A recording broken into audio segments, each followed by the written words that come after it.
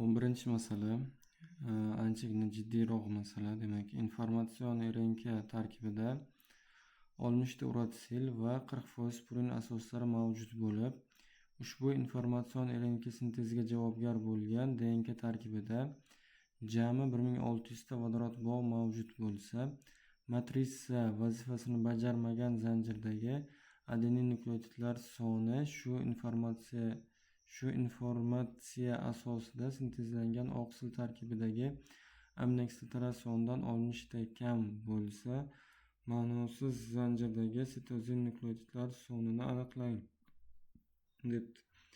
Xo'p, endi e'tibor beraylik. Ko'rinishidan ishlab bo'lmaydigan masalaga o'xshab ko'rinadi.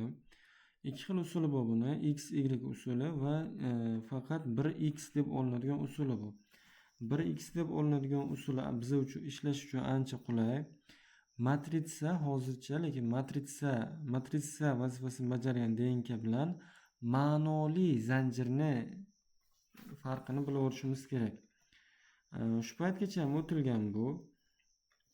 Demak, DNK. Xo'sh.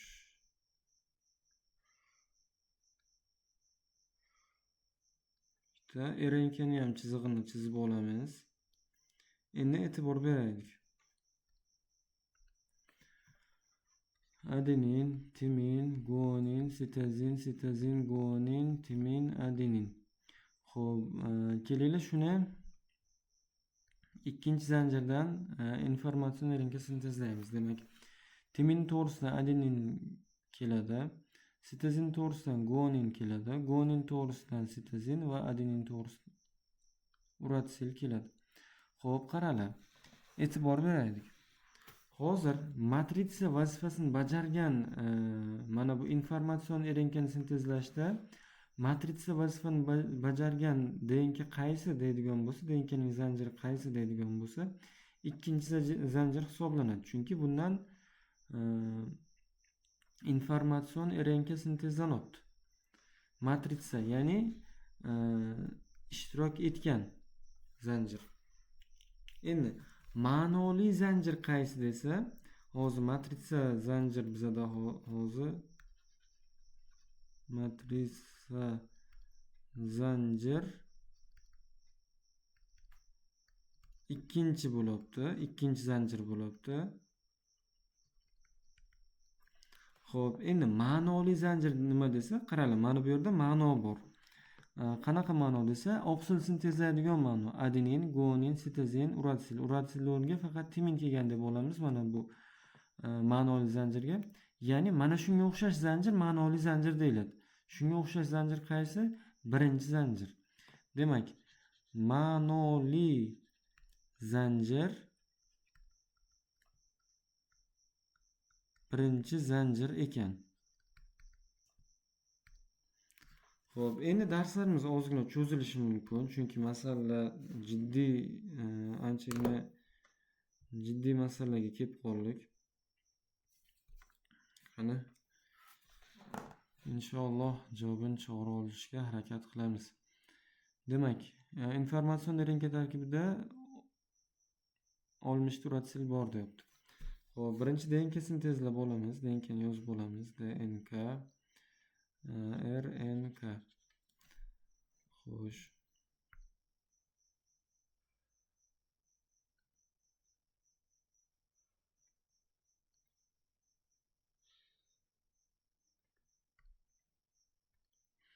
Demak, adenin, timin, guanin, sitozin, guanin, timin, adenin.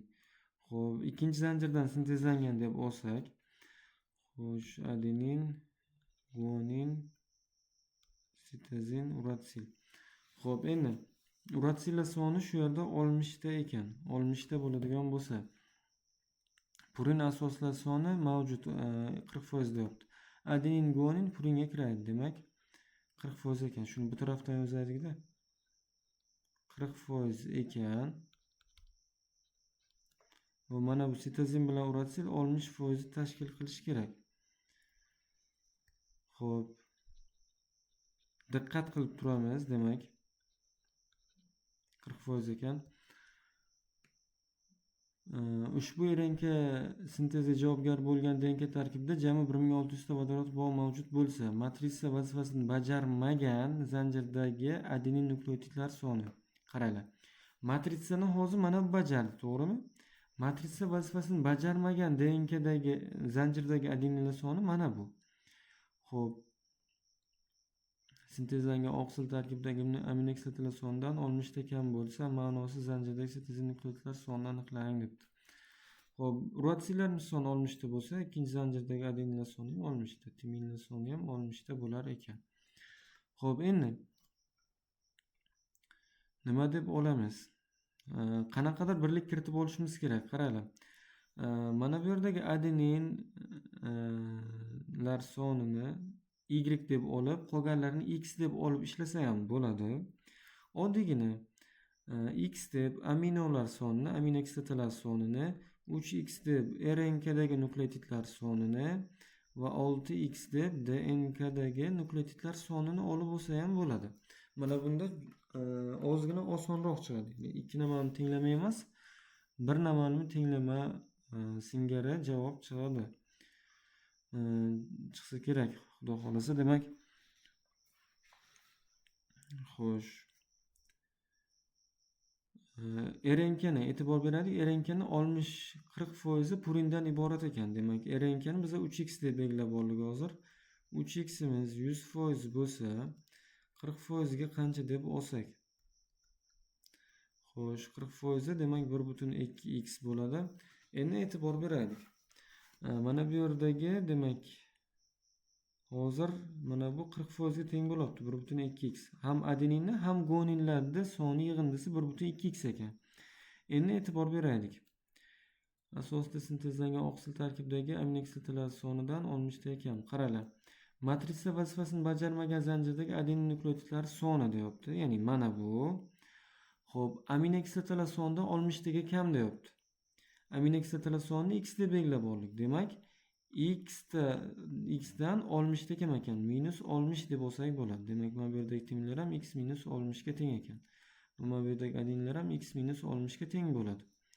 Xo'p, endi adenin bilan guaninlar yig'indisi 1.2x ga teng bo'lishi kerak edi. Xo'p, guaninlar necha bo'ladi endi?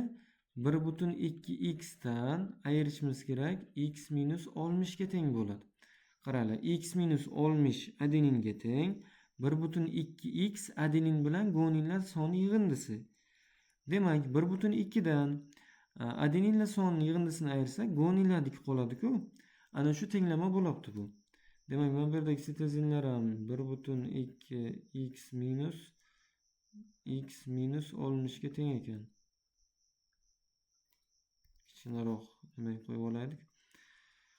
Xo'p, mana bu yerda guaninlar 1.2x minus x minus 60 ga teng.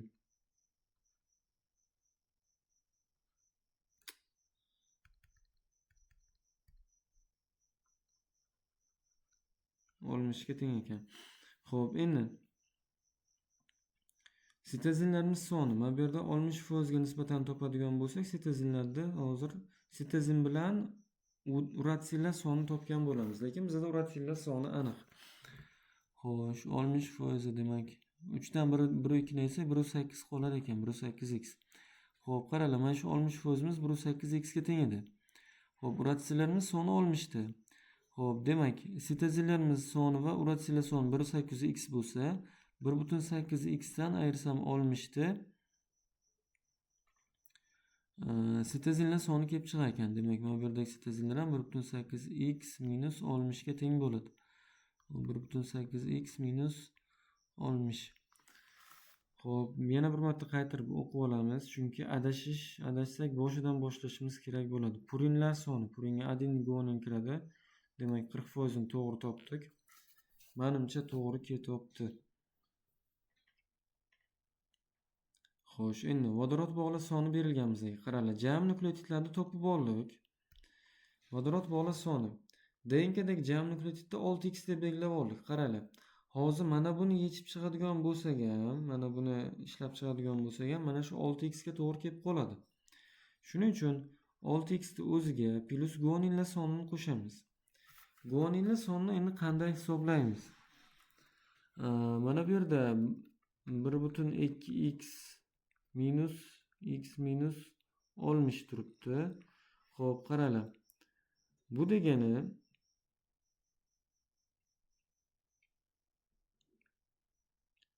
1,2 ga 60 ni qo'shib ol degani. Ya'ni x dan ayirdim nima? 1,2 x plus 60 teng x dedim nima? Xo'p, ayiradigan bo'lsak, demak 0,2 x plus 60 ga teng bo'lar ekan bu. Yoki matematika qoidasi bo'yicha mana shunaqa topsa ham bo'ladi. Lekin matematika qoidasi bo'yicha yana bitta usuli bor.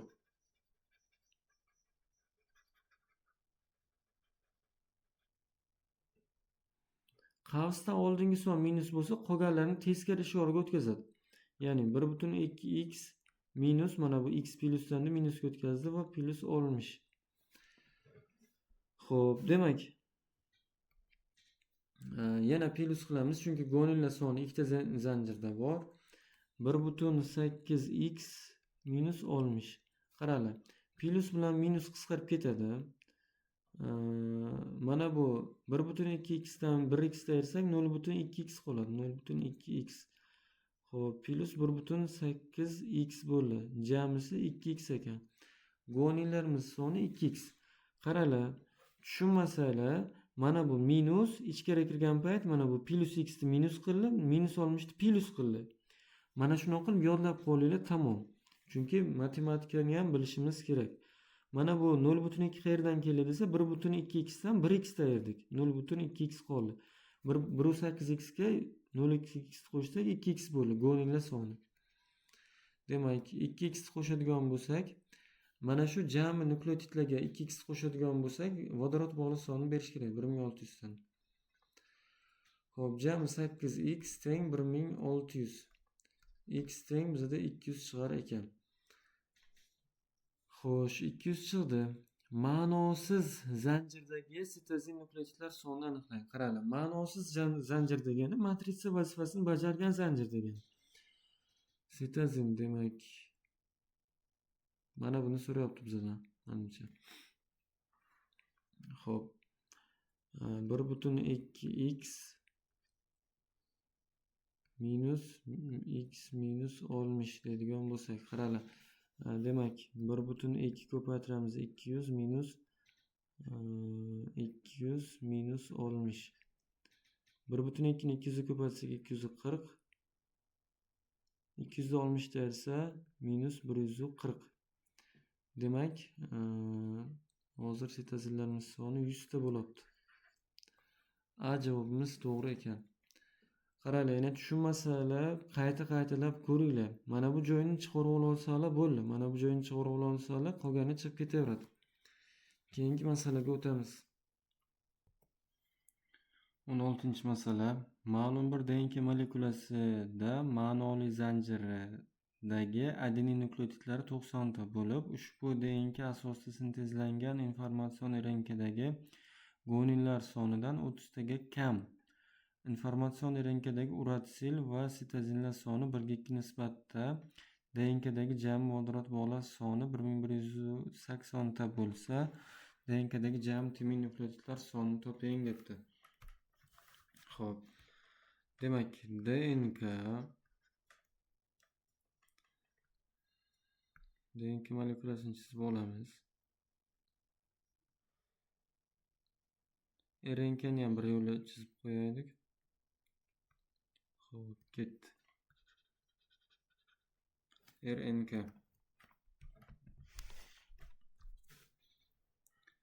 Demak, adenin, timin, guanin, sitozin, guanin, timin, adenin. Xo'p, adenin to'g'risidan timin to'g'risida adenin, sitozin to'g'risidan guanin, guanin to'g'risidan sitozin, adenin to'g'risida uratsil. Xo'p, demak, ma'noli zanjirdagi, qaranglar, ma'noli zanjir degani nima edi? Mana bundan hozir RNK sintezlandi, mana bu ikkinchi zanjirdan. Xo'p, demak, bu ma'noli emas. Bu matritsa vazifasini bajargan. Demak, ma'noli zanjir informatsion RNK ga o'xshaydigan zanjir. Demak, mana bu yerdagi adeninlar soni 90 ta ekan. Demak, timinlar ham 90 ta, RNKdagi adeninlar ham 90 ta. Xo'p, bo'lib ushbu DNK asosida sintezlangan informatsion RNKdagi guaninlardan 30 ta kam. Qaranglar. Guaninlar 30 ta ko'p ekan. Demak, 90 ga 30 ni qo'shadigan bo'lsak, 120 ta kelib chiqar ekan.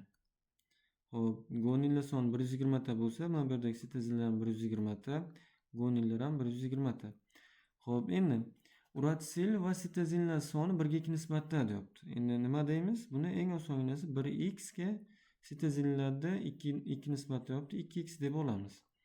Xo'p, demak, mana bu ham 1x, guaninlar ham 2x, sitezinlar ham 2x, timinlar ham 1x ga teng bo'lar ekan.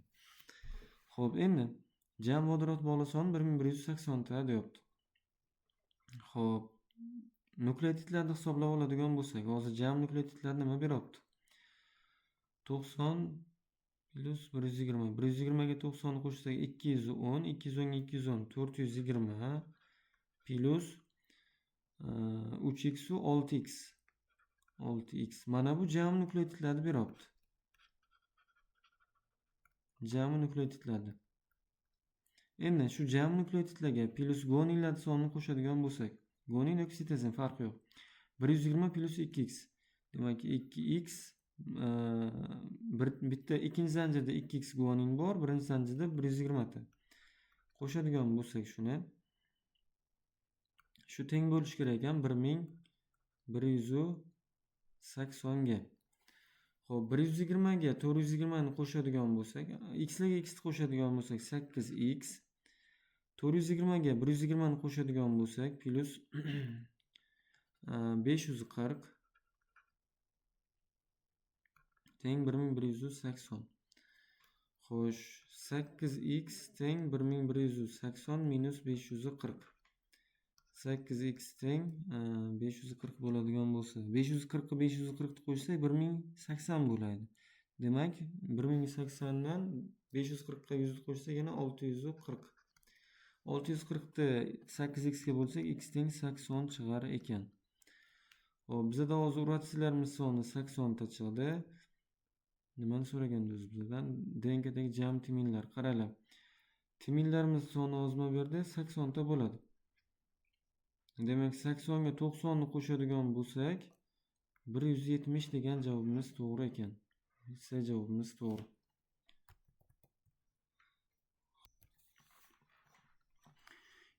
Birinchi masala. 3 ta DNK molekulasida vodorod bog'lari va fosfodifil bog'lari farqi nisbati mos ravishda 1, 2, 1,5. 3-chi DNK molekulasida guanin nukleotidlar soni 58 ta bo'lsa, uchala DNKdagi guanin va sitezin o'rtasidagi vodorod bog'lar soni yig'indisini toping deyapti. Xo'p, qarang, bitta narsani tushunib olaylik. Fosfodifil bog'lar o'zi nima edi? Yoki vodorod bog'lari nima edi? Nukleotidga plus guaninlar sonini qo'shsak, vodorod bog'lar sonini beradi, to'g'rimi? Xo'p, endi fosfodifil bog'lar soni nima edi? Nukleotiddan minus 2 ni ayirsak, fosfodifil bog'lar sonini beradi. Xo'p, endi vodorod bog'lari va nukleotidlar fosfodifil bog'larning farqini ko'ramiz. Vodorod bog'larini o'rniga nukleotid plus guanin qo'yaman. Shundan ayirishimiz kerak ekan endi nukleotid minus 2 ni.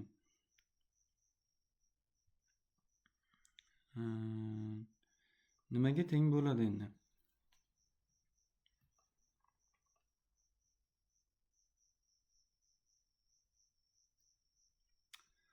Xo'sh. Nukleotid bittasi minus, bittasi plus. Demak, mana bular qisqarib ketadi. Guanin minus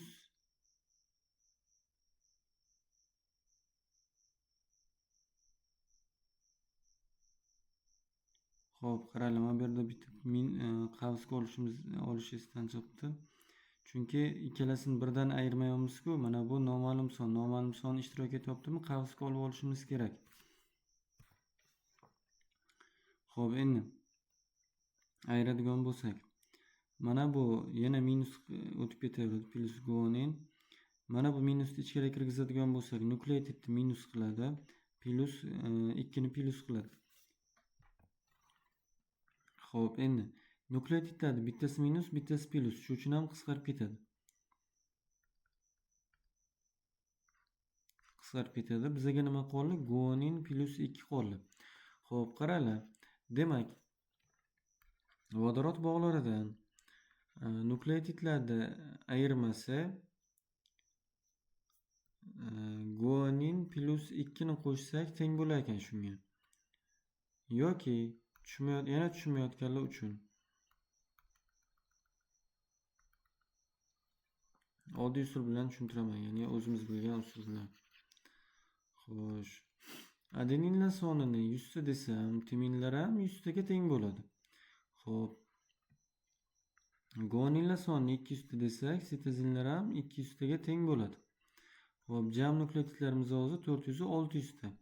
Plus shunga guaninlar sonini qo'shadigan bo'lsa 200 tani 800 ta vodorod bog'i bor ekan. Xo'p, endi fosfodifir bog'lar soni nechta o'zma bu yerda? 600 dan 2 ni ayiradigan bo'lsak 598 ta. Xo'p, 800 dan endi 598 da ayiradigan bo'lsam bizda necha qoladi? 202. Bu nima degani? 200 nechi edi? 200 bu guanin edi. Guaninga nechini qo'shamiz hozir 202 chiqish uchun? 2 ni qo'shamiz. Guanin plus 2 chiqadi. Ya'ni vodorod bog'lari va fosfodifir bog'lari soni ayirmasi guanin plus 2 ga teng. Tushunarlimi? Mana shuni qilib ishlamasak bo'lmaydi. Xo'sh, tushunarli bo'lgan bo'lsa, mana bu tarafda yana tushunmagan bo'lsalar qaytadan ko'rib olinglar yana. Xo'p. 3 ta DNK bor ekan. Birinchi DNK, ikkinchi DNK, uchinchi DNK. Uchinchi DNKda guaninlar soni 58 ta ekan. Qaranglar. Bizga vodorod bog'lari va fosfodifir bog'lar farqi nimaga teng edi? Guanin plus 2 ga teng edi. Demak, 58 ga plus 2 ni qo'shadigan bo'lsak, o'shandagi farq kelib chiqadi. Farqi nisbati mos ravishda 1, 2, 1,5 deyapti. Demak, 60 ta kelib chiqadi. Birinchi DNKmiz 1 nisbatda, ikkinchisi 2 nisbatda, uchinchisi 1,5 nisbatda ekan. Xo'p, endi vodorod bog'lari va fosfodifir bog'lari farqi demak 3-DNKda 60 ga teng. Xo'sh, endi ikkinchi DNKda 60 ni ko'paytirib 1,5 ga bo'ladigan bo'lsak, demak 80 ga teng. 60 ni 1 ga ko'paytirib 1,5 ga bo'lsak 40 ga teng ekan. Xo'sh, endi umumiy vodorod bog'lari yig'indisini toping deyapti. Sitozin va guanin o'rtasida. Xo'p, qaranglar.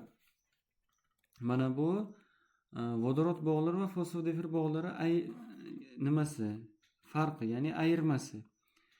Xo'p, ana shundan 2 ni ayiradigan bo'lsam, mana chunki guaninlarga 2 ni qo'shsak fosfodifir va vodorod bog'lari farqi kelib chiqadi-ku. Endi vodorod bog'lari va fosfodifir bog'lari farqidan 2 ni ayiradigan bo'lsak, guanin nukleotidlar farqi soni kelib chiqadi. Demak, 38 ta birinchi DNKda, 80 dan 2 ni ayiradigan bo'lsak 78 ta, 60 dan 2 ni ayiradigan bo'lsak 58 ta. Endi bu aniq edi o'zi 58 ta deb guaninlar sonini bergan. Xo'p, endi jami guaninlar soni o'z bizada 38 plus 78 plus 58. 100 necha bo'ladi? 174 bo'ladi. Xo'p, guaninlar bilan sitozinlar orasida 3 ta vodorod bog' bor. Demak, bizda guaninlar soni aniq, hozir 174 ta. O'shani 3 ga ko'paytiradigan bo'lsak, umumiy vodorod bog'lar soni kelib chiqadi. Teng, demak 3 74 210 510 4 12. 510 ga 12 demak 522 degan javobimiz to'g'ri bo'lar ekan. Xo'p, tushunarli bo'lgan bo'lsa, keyingisiga o'tamiz. Boyagi guanin plus 2 ni tushunmayotgan bo'lishlari mumkin. Mana shuni tushunib olish kerak. Demak, 26-masala. Ma'lum bir DNK molekulasidagi vodorod bog'lar soni ushbu DNKdagi fosfodifir bog'lar sonidan 122 ta ko'p. Adenin nukleotidlar soni DNK asosida sintezlangan oqsildagi aminokislotalar sonidan 80 taga ko'p. Demak, adenin nukleotidlar soni. Qaranglar. Vodorod bog'lar soni, vodorod bog'lar soni ushbu fragmentdagi fosfodifer bog'lar sonidan 122 taga ko'p. Qaranglar, e'tibor beraylik. Vodorod bog'laridan vodorod bog'lar boyagi tenglamada. Vodorod bog'lari va ayirsak nukleotid minus 2 ni shu 122 ga teng bo'lish kerak ekan. Vodorod bog'larining o'rniga endi nukleotid plus guanin qo'yib olamiz.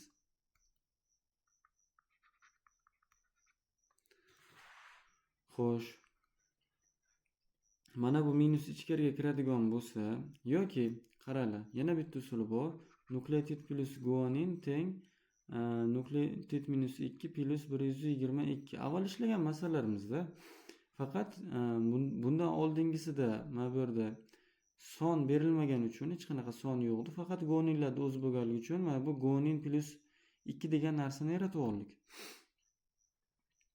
Xo'p, nukleotid bu tarafga o'tadigan bo'lsa, guanin teng 122 dan 2 ni ayirsak 120 ga.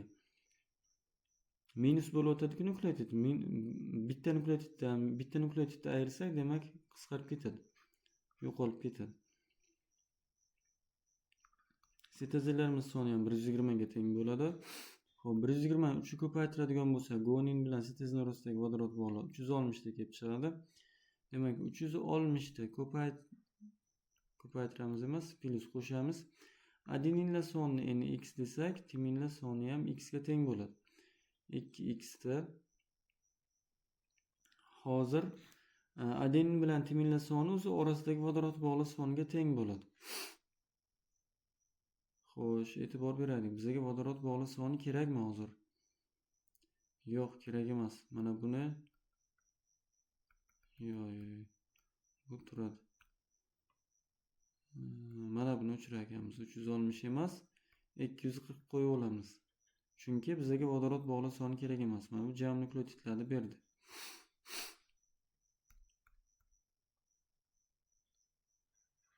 Xo'p. Endi shuni 6 ga bo'ladigan bo'lsak, ya'ni aminokislotalar sonini topadigan bo'lsak, adeninlar sonidan 60 taga kam ekan bu.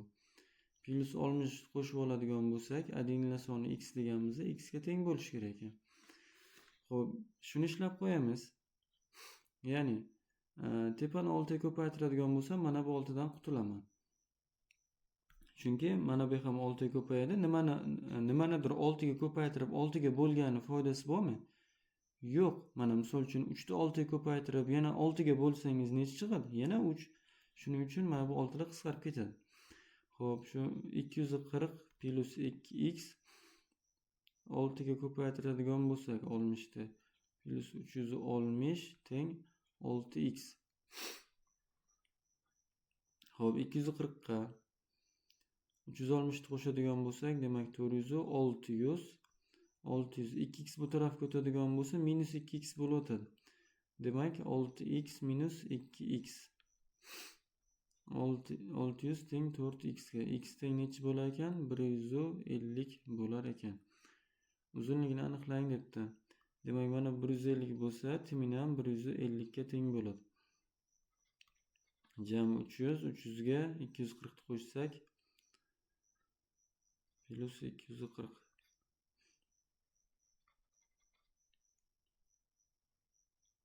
$540. Demak, buni 2 ga bo'lib 0.34 ga ko'paytiramiz.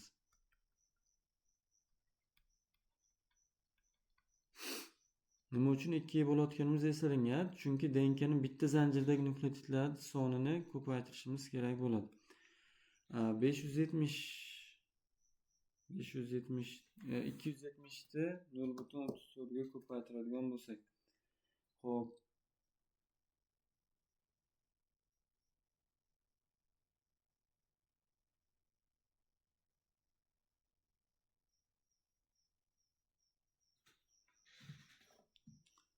Xo'sh, bizda javob chiqmadi. Qaranglar. Ha bu yerda 80 bor ekan-ku, 60 emas. 60 ni qayerda olib ketdim men? 80 ekan. Demak, mana bu yerdagi son ham o'zgaradi endi. 6 kere 8 48 480 bo'ladi.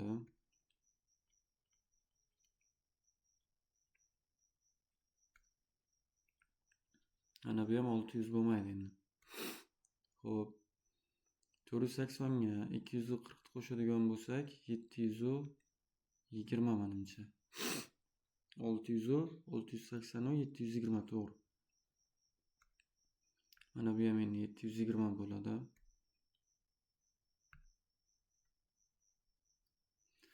Xo'sh, x ham bunaqa chiqmaydi. Mana bularni ham bir yo'l o'chirib qo'yaylik.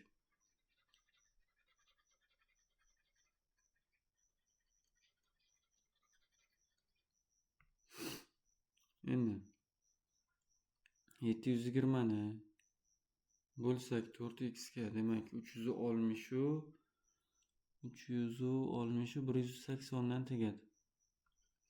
Demak, adenin 180 ta, timin 180 ta. Jamisi 180 ga qo'shadigan bo'lsak, mana buni jam nukleotidlarimiz 600 tashkil qilyapti. 600 ni 2 ga bo'lib 0.34 ga ko'paytiradigan bo'lsak, teng 102 degan javob chiqadi. Mana B javobimiz to'g'ri bo'lar ekan. Ikkita DNK bo'lagi o'rganildi. Birinchi DNKda 20% guanin, ikkinchi DNKda adenin 25% tashkil qiladi. Ikki DNKdagi umumiy fosfodifir bog'lar yig'indisi 876, vodorod bog'lar soni farqi 120 bo'lsa, birinchi DNKdagi timin nukleotidlar va ikkinchi DNKdagi sintezlangan oqsildagi aminokislotalar soni farqini aniqlang debdi. 31-masala, ikkita DNK bo'lagi demak.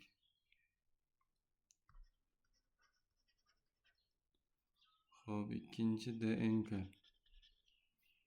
Demak, guaninlar 20%, sitezinlar ham 20% bo'ladi, adeninlar 30%, timinlar ham 30% ga teng bo'lar ekan. Xo'p, adenin 25% bo'lsa, endi bilamiz, guaninlar ham 25% bo'ladi. Qolganlarni yozib o'tirishimiz shart emas, chunki hammasi 25% dan bo'ladi. Ikkita DNKda umumiy fosfodifir bog'lar soni yig'indisi 876 ga teng, qaranglar. Bitta DNK n-2 bo'ladi. Demak, ikkita DNK 2n-2 bo'ladi. -4 bo'ladi. Xo'p, demak 876 ga 4 qo'shib olishimiz kerak ekan. 880 degan javob chiqadi. Xo'p, vodorod bog'lar soni farqi 120 ta bo'lsa debdi. Xo'p, endi bu degani, mana bu fosfodifir bog'lar soni yig'indisi 876, ya'ni 880 chiqqani, ikkita DNKda 880 ta nukleotid bor degani. Xo'p, endi e'tibor beraylik. Vodorod bog'lar soni farqi 120 ta bo'lsa debdi. Xo'p, birinchi DNKni X, ikkinchi DNKni Y deb belgilab oladigan bo'lsak, kelinglar shuni 100x desakmi? Yo'q, ha, X, Y osonroq. 100x degandan ko'ra hisob-kitobga oson. Demak, vodorod bog'lar soni yig'indisi X'imiz hozir 100% bo'ladigan bo'lsa, mana hozir X ga Y ni qo'shsak 880 chiqar ekan. Ikkala DNKdagi nukleotidlar yig'indisi. Xo'p, endi bizda guaninimiz 20%. Demak, bu 120 bo'lar ekan. 1.2x vodorod bog'lar farqi 1.2x minus, xo'p, mana bundagilar. Y'imiz 100% bo'lsa, 125 qancha deb topadigan bo'lsak, 1.25 y kelib chiqadi. Aytsak, buni 1.25 y ga teng 120 chiqishi kerak ekan. Shu ikki nimani tenglamani ishlab qo'yamiz. Xo'p, y Xo'p, tepani 1,25 ga ko'paytiradigan bo'lsak, egriliklar tenglashadi va ularni qo'shib yuboradigan bo'lsak, qisqarib ketadi. Chunki bittasi plyus, bittasi minus. Eslab qolinglar, bittasi plyus, bittasi minus bo'lgan tenglamani qo'shib yuborsalar, o'sha plyus bilan minus bo'lganlar qisqarib ketadi, yo'qolib ketadi. Xo'p, ko'paytiradigan bo'lsak, 1,25 x plus 1,25 y teng 880 1,25 ga ko'paytiradigan bo'lsak,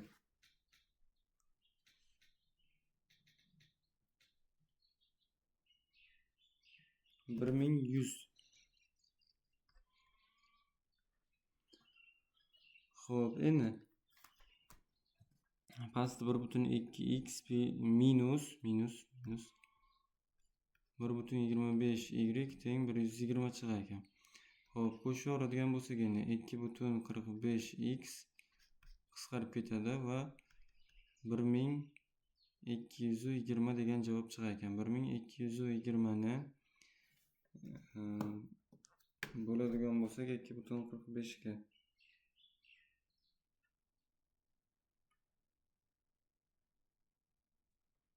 497 degan javob chiqibdi. Xo'p, qaranglar, bu teskarisi bo'lgan bo'lishi mumkin, chunki bunaqa javob chiqmasligi kerak o'z aslida. 497,498 mi? X teng 498. Qaranglar, ha, buni ham o'chirmay turamiz.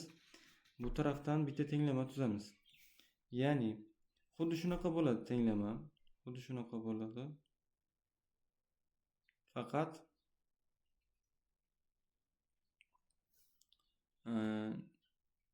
y minus x deymiz endi. X plus y teng 1880 1,25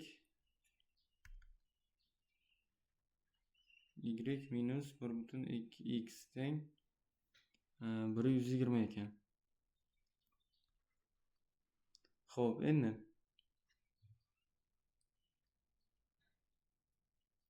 x larni tepani 1,2 ga ko'paytiradigan bo'lsam, qisqarib ketadi. 1,2x plus 1,2 y teng 880 ni 1,2 ga ko'paytirsak 1000 qanchadir son chiqadi.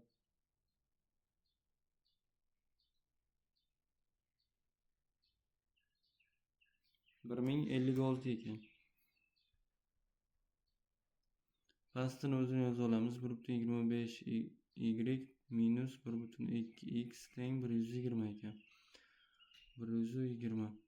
Qo'shadigan bo'lsak, demak, mana bu x lar qisqarib ketdi.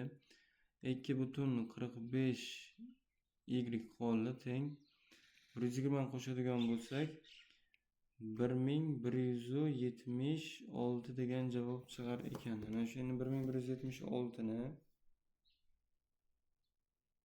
bo'lamiz 2,45 ga 480 degan javob chiqar ekan y.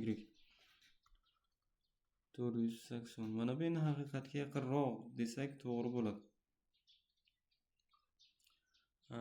Birinchi DNKdagi timin nukleotidlari va ikkinchi DNKdan sintezlangan oqsil tarkibidagi aminokislotalar farqi. Xo'p, qaranglar, y deb ikkinchi DNKni belgilab olgandik. Demak, 480 ni 6 ga bo'ladigan bo'lsak, bizda 80 ta nukleotid 6 demak paydo bo'ladi. Xo'sh, endi birinchi DNKdagi timin nukleotidlarini topishimiz kerak ekan. X ga y qo'shsak 880 chiqishi kerak. 480 bo'ladigan bo'lsa, x plus y o'rniga 480 qo'yaman endi mana bu yerda. Ha, shuni bir boshdan yozay. Y teng 880. Yana nimaga keldi, qaysi tarafga keldi deb tushunmayotganlar, y o'rniga mana y o'rniga 480 ni qo'yaman. 880. Xo'p, x teng demak 880 dan 480 narsak 400 qolar ekan.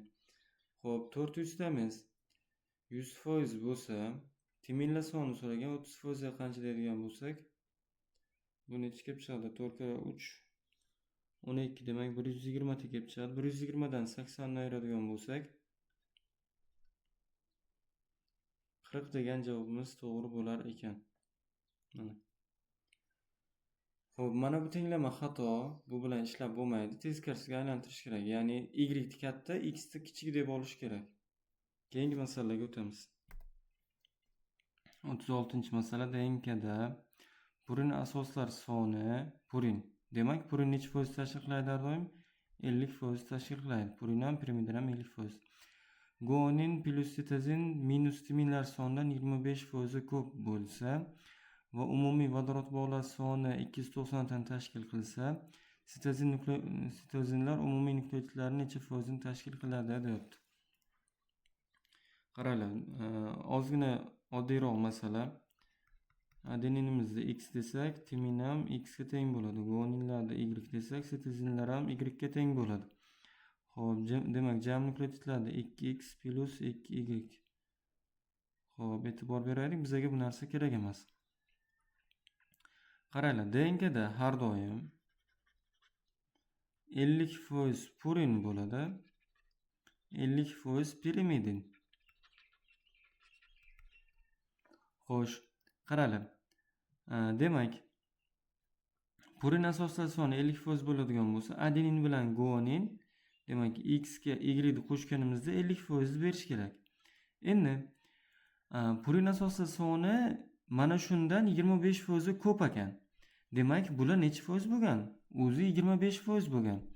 Xo'p, endi qaranglarda 50 nechidan 25 ko'p. 25 birlikka ko'p. 25 dan 25 birlikka ko'p, to'g'rimi? Purinni 50% bo'lishini har doim har qanaqa vaziyatda DNKda purin 50% tashkil qiladi.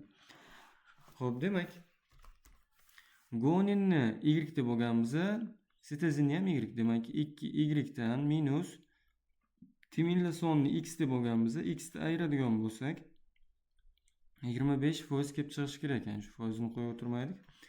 Xo'p, shuni ishlab qo'yamiz endi. Qaranglar. Tenglamada bitta plus, bitta minuslik x bor. Demak, qo'shib yuborsak, qisqarib ketadi ikkalasi. Chunki ikkalasi teng. Xo'p, 2y ga 1y ni qo'shsak 3y teng, 50 ga 25 ni qo'shsak 75. Demak, y'imiz 25% degan javob to'g'ri bo'lar ekan. A javobimiz to'g'ri. 42-masala. A va B DNK bo'laklaridagi timin nukleotidlar soni teng. A DNKdagi vodorod bog'lar soni B DNKdan sintezlangan oqsil tarkibidagi peptid bog'lar sonidan 1451 ta ko'p. Hop, ikkita DNKda jami purinlar soni 1050 ta bo'lsa, A DNKning uzunligini toping. Demak, savol bilan berdi mana bu. A DNKdagi guaninlar soni B DNKdagi guanindan 150 ta ko'p. Xo'p, belgilash kiritib olamiz. U uchun videoni pauza qilib, DNKlarni chizib olaman. Xo'p, tushuntirmasak bo'lmay ekan, demak. Timin nukleotidlar soni teng deyapti-ku A B DNKda. Demak, adeninlar ham teng bo'ladi. Bundagi adeninni x desam, va bundagi adenin ham x ga teng bo'ladi. Timinlarni ham x deymiz, timinlar ham x ga teng bo'ladi. Xo'p, endi guaninlar soni, A DNKdagi guaninlar soni 150 ta ko'p ekan. Demak, guaninlar soni y deb belgilab olamiz har doimgidek. Xo'p, sitozinlar ham y ga teng bo'ladi, plus bunga 150 qo'shishimiz kerak ekan, chunki 150 ta ko'proq. B DNKda esa mana 150 taga ko'proq bo'lgandan keyin guaninlar soni y ga o'zi bo'ladi. Sitozinlar ham y ga teng. Xo'p, endi A DNKdagi vodorod bog'lar soni. Xo'p, qaranglar, A DNKda nimalar jami nukleotidi beryapti? 2x plus 2y plus 300 jami nukleotidi beryapti. Demak, shunga yana guaninlarni qo'shamiz. 2x plus 2y plus 300 plus endi y plus 150 ni qo'shadigan bo'lsak, vodorod bog'lar sonini beradi. Shu teng bo'lishi kerak. Xo'p, nimaga? B DNKdan sintezlangan oqsil tarkibidagi peptid bog'lar soni. Qaranglar. Misol uchun, ma'lum bir DNKda 500 ta vodorod bog'i bo'ladigan bo'lsa, ikkinchi DNKda 100 ta aminokislota bor. 100 ta aminokislota bor. Xo'p, endi shundan peptid bog'lar sonini ayiradigan bo'lsak, 99 ta peptidni ayiradigan bo'lsak, bizda chiqadi 400 bitta, to'g'rimi? Xo'p, endi aminokislotalar sonini topadigan bo'lsak, 500 dan aminokislotalar sonini ayiradigan bo'lsak, 400 chiqadi, to'g'rimi? Xo'p, endi e'tibor beraylik. 1451 dan 1 ni ayiradigan bo'lsak, vodorod bog'lari va aminokislotalar soni kelib chiqadi. Bizga aminokislotalar sonini topib olish osonroq. Xo'p, shu uchun 1450 ta deb olamiz. Vodorod bog'lar va aminokislotalar sonini, peptid bog'lar emas, endi aminokislotalar soni bo'lib qoldi. Xo'p, shuni hisoblaymiz. Mana bundagi aminokislotalar soni qanday hisoblanadi? 2x plus 2y imiz jam nukleotidlarni beryapti va shuni 6 ga bo'lishimiz kerak ekan. Keyin vodorod bog'lar soniga tenglashimiz uchun mana shu aminokislotalarga qo'shishimiz kerak ekan 1450 deb. Xo'p, e'tibor beraylik. Mana bu 6 dan qutulishimiz kerak. U uchun 2x ni 6 ga bo'lib yuborsak ham bo'ladi. 2x ni 6 ga bo'lib, 2y ni ham 6 ga bo'lib yuborsak ham bo'ladi. Hozir tenglamani bir joyga keltiraylik-da. 2x plus 3y plus 450 teng 2x plus 2y taqsim plus 1450. Tepasini 6 ga ko'paytiradigan bo'lsak, o'sha qo'yda bu 6 ga ko'payadi. Mana bu 6 ga ko'payadi, 6 ga ko'paygani bilan qisqarib ketadi. Chunki ma'lum bir narsani 6 ga ko'paytirib, yana 6 ga bo'lgani foydasi yo'q. 450 ga 6 ga, bu ham 6 ga, mana bu ham 6 ga ko'payadi. 2x ni 6 ga ko'paytiradigan bo'lsak, demak 12x plus 6 ni 3 ga ko'paytiradigan bo'lsak, 18y plus 450 ni 6 ga ko'paytiradigan bo'lsak, ikkitasi 900, 900 ga 900 demak 9 kare 3 27, demak 2700 qisqasi. Xo'p, teng 2x plus 2y teng 1450. Xo'p, x lar kam bo'lganligi uchun bu tarafga o'tkazamizmi? X y lar kam bo'lganligi uchun. Mana bu yerda plus teng emas, plus bo'lishi kerak edi. Xo'p, 10 dan 2x ayiradigan bo'lsak, 12x dan 10x qoladi, plus 18y dan 10y ni ayiradigan bo'lsak, 18y dan 10y ni ayiradigan bo'lsak, 18y dan 2y ni ayiradigan bo'lsak, 16y qoladi. Xo'p, plus 2700 dan ayiradigan bo'lsak 1450 deb. Yana 1400 yo'q,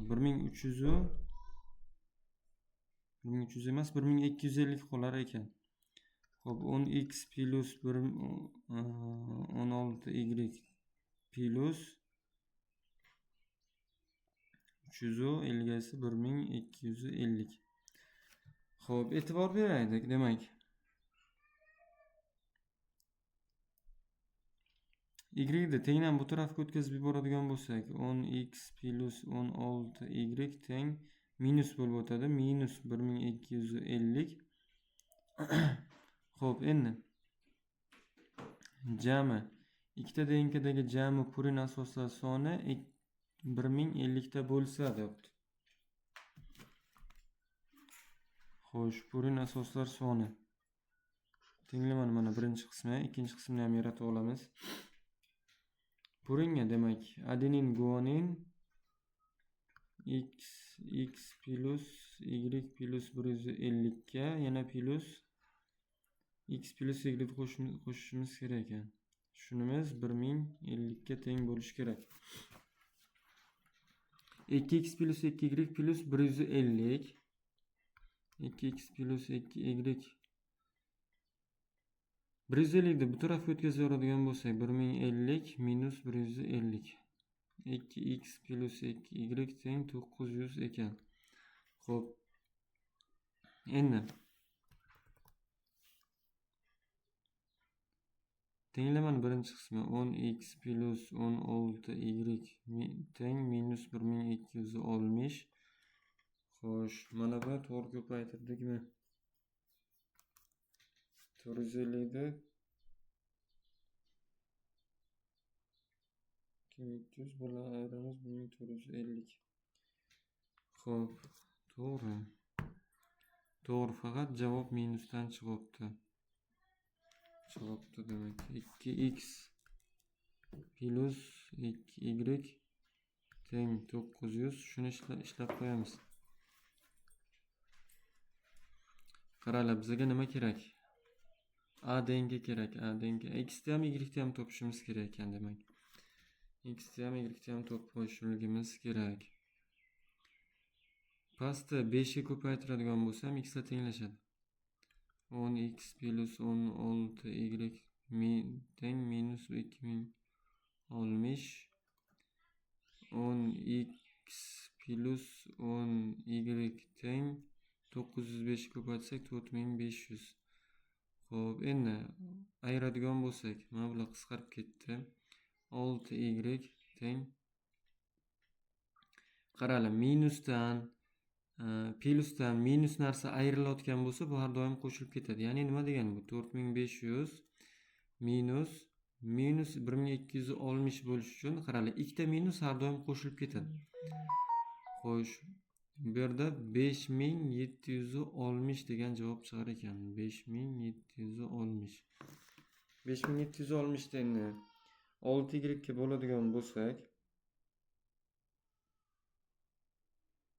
960 degan javob chiqar ekan demak y'imiz.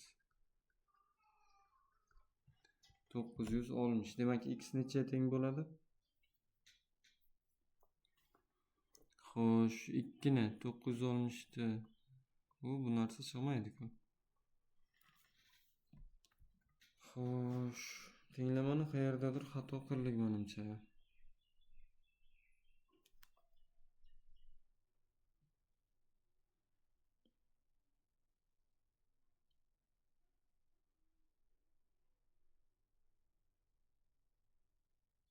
Ha, 50 ekan mana bu.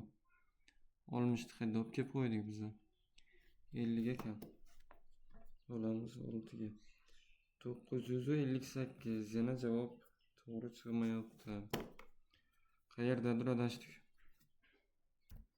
Qaranglar, demak boya tenglamada xato qilmadik, faqat mana bu 1450 da 6 ga ko'paytirmay ketamiz. Xo'sh, 8700 bo'ladi bu. Xo'p, e'tibor beraylik. Xuddi o'shani o'zi bo'libdi, faqat o'sha 1450 da 6 ga ko'paytirmay ketamiz. Xo'p, endi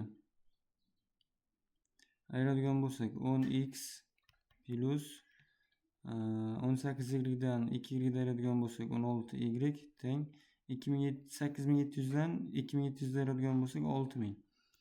Xo'p, endi mana bu tenglamani ikkinchi qismini yaratib olganmiz. 2x plus 2y teng 900. Xo'p, ishlab qo'yadigan bo'lsak, pastda demak 5 ga ko'paytiradigan bo'lsak, bular tenglashadi. 10x plus 16y teng 6000. Xo'sh, ko'paytiradigan bo'lsak, 10x plus 10y teng 4500 ekan.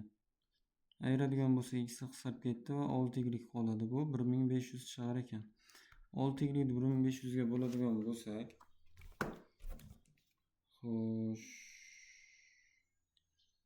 1500 bo'lamiz 6 ga. 250 dan tegar ekan y'larimizga.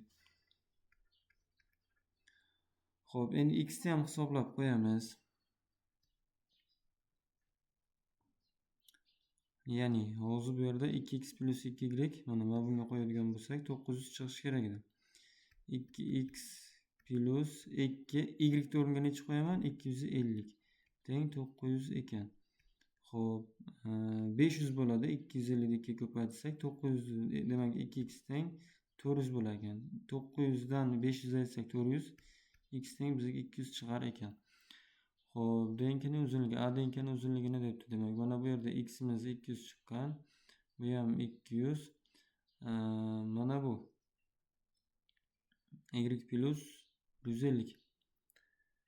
Demak, 250 ga 150 ni qo'shadigan bo'lsak, 250 plus 150 ni qo'shadigan bo'lsak, jami 400 ta ekan. Mana bu ham demak 400 taga teng bo'ladi. Jami kreditlarimiz bizga 800 u 1200 ta. Mana jamisini qo'shadigan bo'lsak, 400 ga 400 800, 200 ga 200 yana 400, 800 ga 400 qo'shsak 1200. Shuni 2 ga bo'lib 0.33 ko'paytiradigan bo'lsak, 204 degan javob kelib chiqar ekan. A javobni belgilab qo'yamiz. Boya tenglamada xato qilmagan ekanmiz, faqat shuni 6 ga ko'paytirish esdan chiqqan ekan. 47-masala. Ikkita denkaning birinchisi ekover 1, ikkinchi bo'lagi bamash bir restriktatsiya yordamida 15 ta bo'lakka bo'lindi. Dastlabki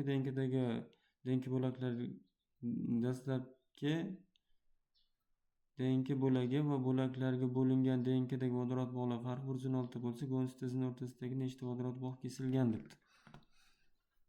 Qaranglar, bunaqa masalani ishlaganmiz. DNK 1, DNK 2. Xo'p, birinchi bo'lagi EcoR1, ikkinchi bo'lagi BAMH1 bilan kesilgan ekan. Xo'p, restriktatsiyalar takrorlasak, EcoR1 demak adenin, timin, adenin deb oladigan bo'lsak, umuman farqi yo'q. Shu adenin bilan timin orasidagi vodorod bog'larni kessa bo'ldi.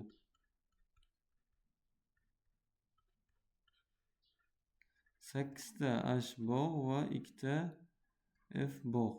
E'tibor beraylik, adenin gonin orasidagi umuman bog' kesilmayapti. Xo'p, EcoR1 ni X desak, BAMH1 ni Y deb belgilab olamiz. Demak, 15 ta bo'lakka bo'lgan bo'lsa, bu ikkita restriktatsiya 15 ta bo'lakka bo'lindi. E'tibor beraylik. Ikkita narsa bor. Yana qaytaraman. Masalalarimizda bu juda ko'p qo'llanilgan. Xo'p, ikkita narsa bor. Shundan 15 ta bo'lak yasashligimiz kerak. 2 ga bo'ldim. Jami nechta bo'lak hosil bo'ldi? 3 ta. Buni ham 2 ga bo'ldim. Jami nechta bo'ldi? 4 ta. 5 ta, 3 taga bo'lim 4 ta, 5 ta, 6, 7 ta, 8 ta, 9 ta, 10 ta. Qaranglar, 10 ta bo'lakka bo'lgan bo'lsam, 10 marta kesgan bo'lsam nechta bo'lak hosil bo'ldi? 1, 2, 3, 4, 5, 6, 7, 8, 9, 10, 11, 12 ta bo'lak hosil bo'ldi. Demak, ikkitaga ham bo'ladi har doim. Denkani ikkita bo'lakka kesilib, bo'laklarga bo'lingandan keyin, ikkita denka bo'laklarga bo'lingandan keyin jami bo'laklar sonidan kesilganlar soni 2 ta ekan bo'ladi. 15 dan 2 ni ayiradigan bo'lsak, 13 marta kesgan ekan ikkalasi. Demak, x plus y'imiz 13 marta kesgan. Xo'sh, vodorod bog'lari demak, EcoR1 1 marta kessa 8 ta vodorod bog', BAMH1 10 ta vodorod bog' kesar ekan. 8x plus 10y teng 116 chiqar ekan. Mana shuni ishlab qo'yamiz. Gonin sitezini orasida. Demak, gonin sitezini orasida topishimiz uchun bizga y topishimiz kerak. 8 ga ko'paytiradigan bo'lsam, 8x ga ko'paytirsam 8x, 8 y ga ko'paytirsam 8y teng 8 ni 13 ga ko'paytiradigan bo'lsak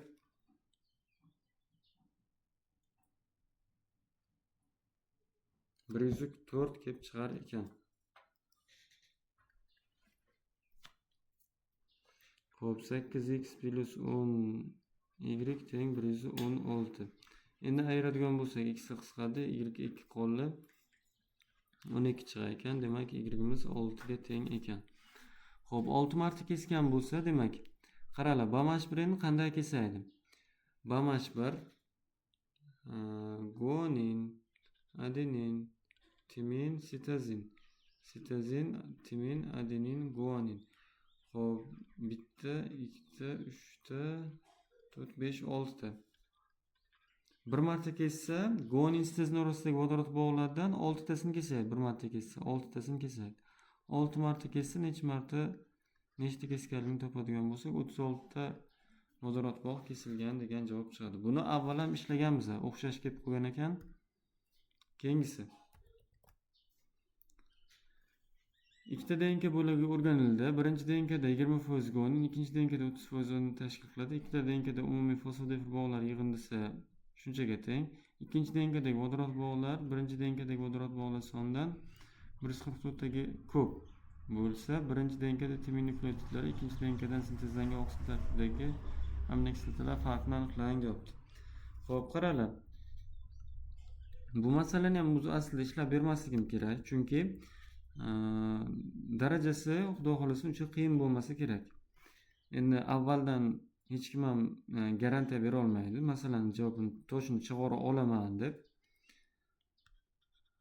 odamzod baribir qayerdadir xato qilib qo'yishi mumkin, lekin avval ishlagan masalalarimizga o'xshash. Guaninlarimiz 20% bo'lsa, sitozinlarimiz ham 20%. Adeninlarimiz demak 30% ga teng bo'ladi, timinlar ham 30% ga teng ekan. Xo'p, endi adeninlarimiz 30% ga teng bo'lsa, qaranglar, teng ekan o'zimiz. Adenin timinlar ham 30% ga teng bo'ladi, guaninlar 20% ga teng bo'ladi, sitozinlar ham 20% ga teng bo'ladi. Xo'p, endi fosfodifir bog'lar yig'indisi deyapti 10.076. Qaranglar. 10.076 ga 4 ni qo'shadigan bo'lsam, nukleotidlar yig'indisi kelib chiqadi. Nima uchun? Chunki bitta DNKda ikkita nukleotidlardan ikkita kam bo'ladi fosfodifir, ikkinchi DNKda ham ikkita, jami 4 ta kam bo'ladi. Xo'p, 1080 degan javob chiqar ekan. Xo'sh, shunchaga farq qiladi deyapti. Demak, birinchisini x deymiz, ikkinchisini y deb belgilab olamiz. X ga y ni qo'shadigan bo'lsak, 1080 kelib chiqishi kerak ekan.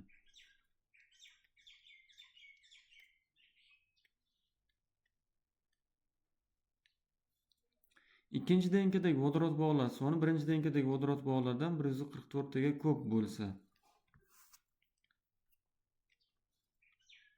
ikkinchi DNKning vodorod bog'larini hisoblaymiz. Demak, y-imiz 100% bo'lsa, vodorod bog'larimiz bizga 120% bo'lib qoladi.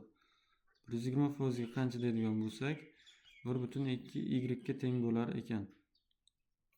Xo'p, 1.2 y-imiz teng ekan 144. Demak, mana bundagi nimalardan ko'p ekan. Xo'sh, x-imiz 100% bo'lsa, 120 ga qancha deb olamiz? Chunki guaninlar soni 20% qo'shsak 120 bo'ladi. 1.2x. Xo'p, 1.2x ga plus 144 ni qo'shganimizga teng ekan. Chunki birinchi DNKdagi vodorod bog'lar soni kamroq ikkinchi DNKga nisbatan. Demak, qaranglar, endi qanday qilib ishlasa bo'ladi? O'rniga qo'yay desa, to'g'ri kelmaydi. Xo'p, yana bir narsa qilib o'rniga qo'ysa bo'ladi. 1.2 ga ko'paytirish kerak mana bu qismni.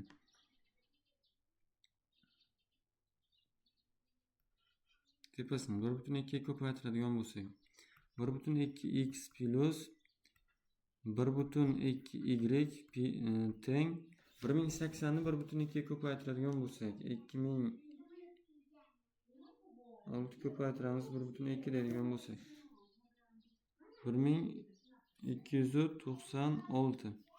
Xo'p, qaranglar, demak 1.2y o'rniga 1.2x plus 144 qo'ysak bo'lar ekan. 1.2x plus 1.2 o'rniga endi men buni olib kelib qo'yaman. 1.2x plus 144 teng 1296. Xo'p, jami 2.4x teng 1296 minus 144. Xo'p, ayiradigan bo'lsak,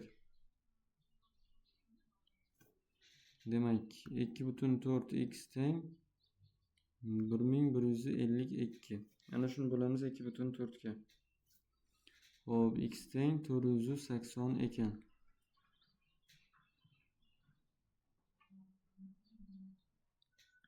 Demak, birinchi DNKmiz nukleotidlar soni 480 ta ekan. Xo'p, ikkinchi DNKni hisoblash uchun shuni 480 ni ayirib qo'ysak bo'ladi mana bundan. 1080 dan 480 ni ayiradigan bo'lsak, 600 ta nukleotid bor ekan mana. 600 ta ekan mana bu. Xo'p, birinchi DNKdagi timin nukleotidlar soni va ikkinchi DNKdan sintezlangan oqsil tarkibidagi amino kislotlar farqi. Birinchi DNKdan sintezlangan timinlar soni. Xo'p, timinlarimiz jami 480 ta nukleotid bo'lsa, 100% shu, timinlarimiz soni hozir 30%. 30% bo'lsa,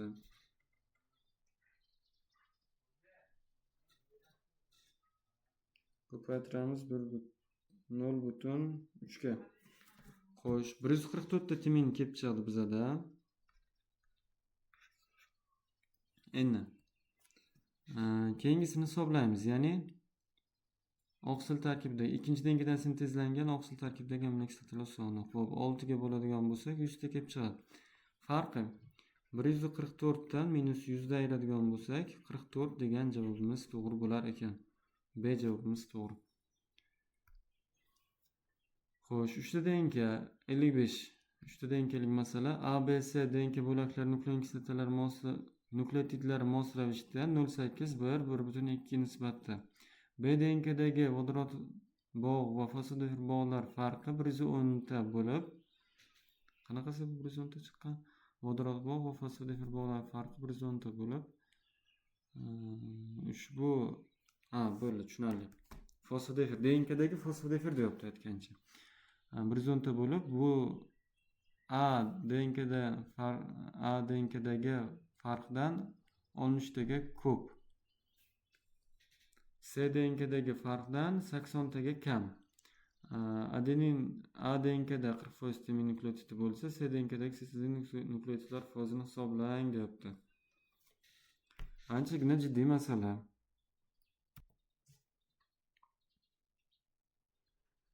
A DNK, B DNK, C DNK. Demak 0,8 mana bu 1 va mana bu 1,2 teng ekan. Xo'p, qaraylik. Demak, B DNK'dagi vodorod bog' va fosfodifir bog'lar farqi 110 taga. Xo'p, 110 taga teng bo'lsa, e'tibor beraylik, mana bu nisbatga tegishli emas. 110 taga teng bo'lsa, vodorod bog'lar va fosfodifir bog'lar soni farqi. Xo'p, A DNK'dagi farqdan 60 taga ko'p ekan bu. Demak, bu 60 taga ko'p bo'lsa, 110 dan 60 ta ayiradigan bo'lsak, demak bu 50 ta bo'lgan.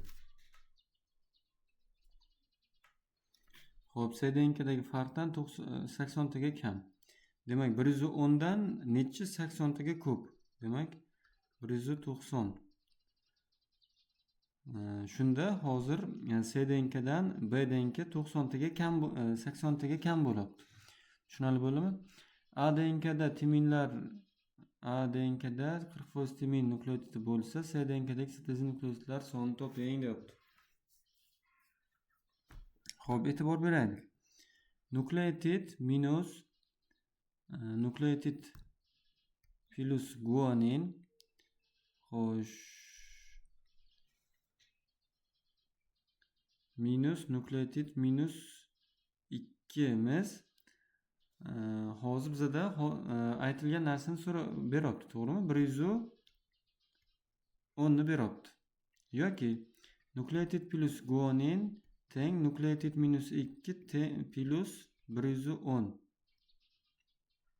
Ayiradigan bo'lsak, guanin teng nukleotid bilan nukleotid qisqarib ketadi. 110 dan ayiradigan bo'lsa, 108 ta guanin bor ekan. Mana bu yerda. Xo'p, qisqa qilib aytganda, guanin plus 2 chiqadi. Mana bu nima? Endi guanin topish uchun fosfodifir va nukleotid kislotalar sonidan, ya'ni mana bu nukleotid plus minus mana bunga teng bo'ladi. Guanin plus 2 ga teng bo'ladi. Xo'p, demak, guaninlar sonini topishimiz uchun bundan 190 ni 2 ni ayiramiz. 188 mana bu 48 chiqar ekan. Xo'p, endi birinchi DNK'da A DNK'da nima deyapti?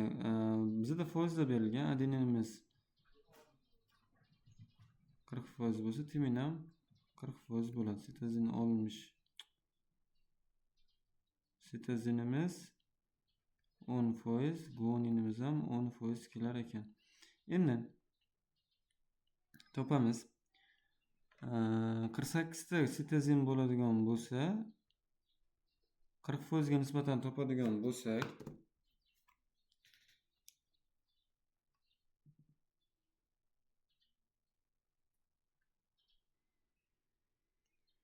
sakkiz ko'paytiramiz, 40 bo'lamiz, 10 deydigan bo'lsa, 192 ta kelib chiqar ekan. 192 ta. Xo'p, bu ham 192 taga teng bo'ladi. Jamisi mana bu ham 48 taga teng bo'ladi. Jamisi hozir necha bo'lyapti? A DNK'da nukleotidlar soni 192 ko'paytiramiz 2 plus 96 480 ga teng ekan. Xo'p, endi 480 ga teng bo'lsa, bu B DNKni C DNKda sitozin nukleotidlarni foizini aniqlang deyapti. Xo'p, bizda guaninlar soni kelib chiqqan mana 188 ta. Xo'p, C DNKdagi nukleotidlarni sonini aniqlab olamiz. Xo'p, 480 ni 1,2 ga ko'paytirib 0,8 ga bo'ladigan bo'lsak, ko'paytiramiz 1,2 ga, bo'lamiz 0,8 ga. 720 ta kelib chiqar ekan. 720 tamiz 100% bo'lsa, citizenlar, SDNKdagi citizenlar foizini 188 tasiga qancha deb topamiz. Bu ozgina masala shartida xato ketganga o'xshab ko'rinadi, chunki mana bu yerda taqson chiqmaydi. Ya'ni butun son chiqib qoladi. 44% kelib chiqibdi. 40% ga nisbatan deb olib olamiz. Balkim qayerdadir adashayotgan bo'lishimiz mumkin. Odam borki, xato qiladi baribir.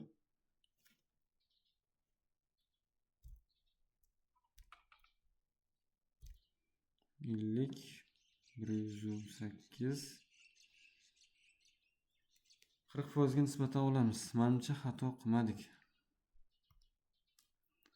Xo'sh, 62-chi masala tajribada A, B, C DNK bo'laklari o'rganildi. Ushbu DNK bo'laklari mos ravishda nukleotidlar 1, 2, 3 nisbatda. B DNKda vodorod bog'lar soni 1350 ta. C DNKdagi vodorod bog'lar va fosfodifir bog'lar soni farqi 402 ta. A DNKdagi sintez nukleotidlar soni 200 ta. A, B, C DNKdagi jami vodorod bog'lar yig'indisi 4350 ta bo'lsa, A DNKdagi umumiy nukleotidlar sonini aniqlang debdi. 62-chi masala.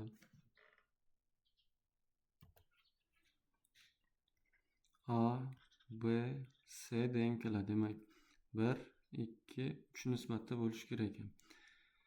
Jam vodorod bog'lari demak bu yerda 402 ga teng. Sintezin nukleotid A DNKdagi sintezin nukleotidlari 200 ta teng ekan. Sitezinlarimiz 200 ta bo'lsa, guaninlarimiz ham 200 ta bo'lgan mana bu. Xo'p, endi C DNKdagi vodorod bog'lari va fosfodifir bog'lar farqi qaraladi. Vodorod bog' plus dan fosfodifir bog'lar ayirmasi guanin plus 2 ni beradi. Demak, 402 ga teng bo'lsa hozir, mana bu 2 bu tarafga o'tsa, guanin teng 400 ga ekan. C DNKda guaninlarimiz 400 ta ekan. Xo'p, sitozinlarimiz ham, demak, sitozin guaninlarimiz ham 400 ta bo'ladi.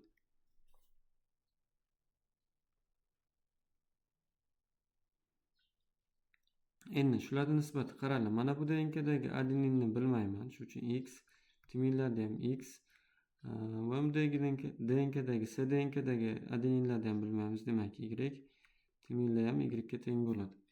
Endi tenglama tuzib olamiz. Bizga 1 ga 3 nisbati degan mana shularni nisbatini.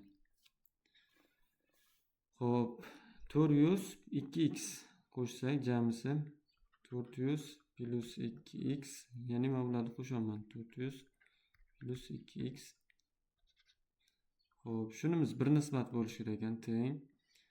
Mana bu 800 plus 2y. 3 nisbat bo'lishi kerak ekan. Xo'p, endi soddalashtirib oladigan bo'lsak, 3 ni 400 ga ko'paytirsak 1200 plus 2 ni 3 ga ko'paytirsak 6x teng. Mana buni o'zini o'zamiz. Xo'p, bu bilan nima deyapti? Demak, xo'sh, 1200 800 bu tarafga o'tsak minus 800 plus 6x teng 2y. 400 plus 1200 dan 800 ayirsak 400, 6x teng 2y. Demak, 2y o'rniga 6x plus 400 qo'ysak bo'lar ekan. Xo'p, endi buni nima qilamiz? Xo'sh, e'tibor beradigan bo'lsak, 3 ta DNKdagi vodorod bog'lar soni yig'indisi 4350 ta. 4350 bo'ladigan bo'lsa, bundan B DNKni ayiradigan bo'lsak, A bilan C niki qoladi. 1350 da ayiradigan bo'lsak, 3000 ta qolar ekan. A bilan C DNKniki. Xo'sh, vodorod bog'lari. Endi qaranglar, bizga bitta narsa aniq. Guanin bilan sitozinlar soni aniq bizga. Endi shu 3000 dan ayiradigan bo'lsak, mayli sitozinlar sonini ayiraylik.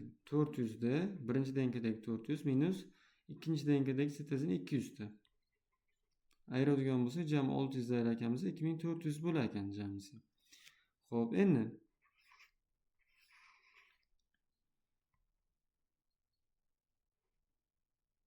2400 bo'lar ekan. A denkani umumiy nukleotidlar sonini aniqlang deyapti. Xo'sh, endi nima qilamiz? Jam nukleotidlarni hisoblab olamiz. Ya'ni qanday qilib? Mana bu jam nukleotidlar soni qoldi. Chunki bundan guaninlar sonini ayirdik vodorod bog'laridan. A bilan C denkadagi jam nukleotidlar qoldi.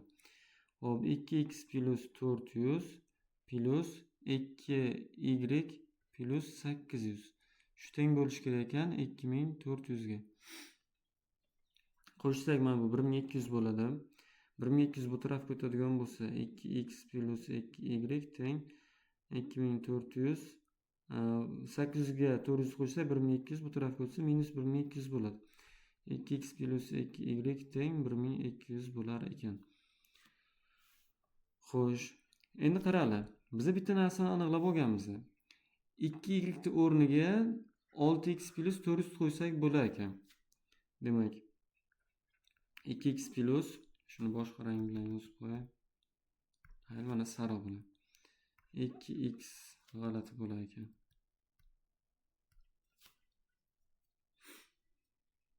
Qora rang bilan, xo'p. 2x plus 2y o'rniga 400 plus 6x plus 400 qo'shib qo'yamiz. 400 plus 6x teng shu 1200 ga teng bo'lishi kerak ekan. Xo'p, endi bu tarafga o'tadigan bo'lsa 6x ga 2x qo'shsak 8x teng 1200 dan 400 ni ayiradigan bo'lsak 1200, mana bu tarafga o'tsa 400 minus bo'lib o'tadi. 8x teng 800 ekan. Demak, x'imiz 100 ga teng bo'lar ekan. Xo'p, adenlarimiz 100 ta bo'ladi, timinlarimiz ham 100 ta. Demak, jami nukleotidlarimiz bizga 400 va 600 ta bo'lar ekan. 600 ta, demak, A javobimiz to'g'ri.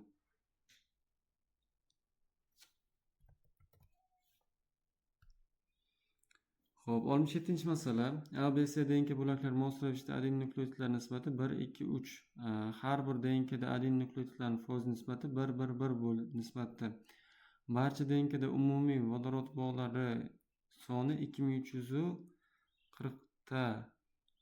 C DNKda 270 ta bo'lsa, nima 270 ta deyapti?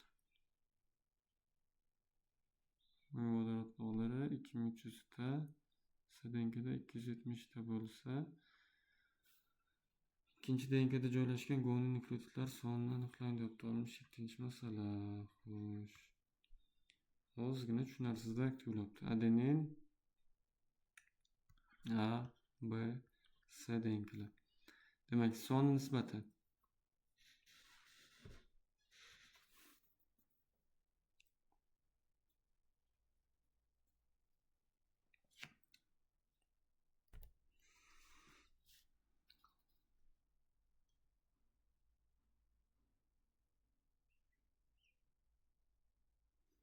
qaranglar, masala shartida nimadir kam. Chunki mana bu 270 nimaga tegishliligini aytmayapti. Masala shartida nimadir kam. 270 bo'ladigan bo'lsa,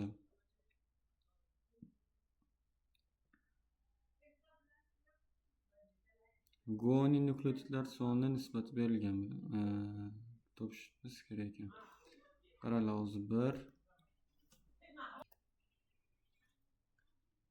2 3 nisbati ekan. Bu faqat adeninlarning nisbati. Adeninlarning nisbati. Xo'p, qaranglar. Foiz nisbati berilgan.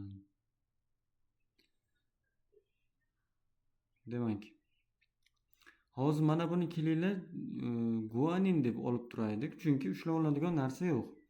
Demak, 3 nisbatda guanin bo'ladigan bo'lsa, qaranglar, adenin 1, 2, 3 nisbatimi? Demak, guaninni ham shunday deb olamiz.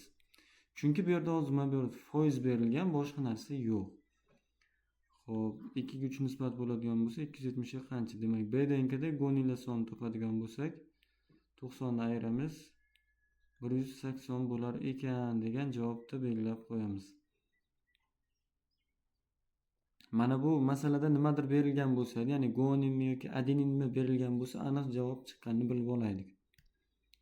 Keyingisi 4 ta DNK. Mana bular endi anchagina muammo bo'ladigan masalalar. Xudo xolasa ishlashga harakat qilib ko'ramiz inshaalloh. Xo'p, 71 4 ta DNK bo'lagi o'rganildi. Ushbu DNK bo'laklarida vodorod bog'lar va fosfodifir bog'lar farqi nisbati mos ravishda 0,5, 0,625, 1 va 1,5 nisbatda. Vodorod bog'lar va fosfodifir bog'lar mos ravishda shunaqa ekan. 3-dengada adenin nukleotidlar soni 112 ta, 1-dengada timinlar 10%, qolgan DNK molekulasida timin miqdori mos ravishda 10% dan ortib borsa, 2-DNK va 4-DNKdagi vodorod bog'lar soni farqini aniqlang deyapti. 71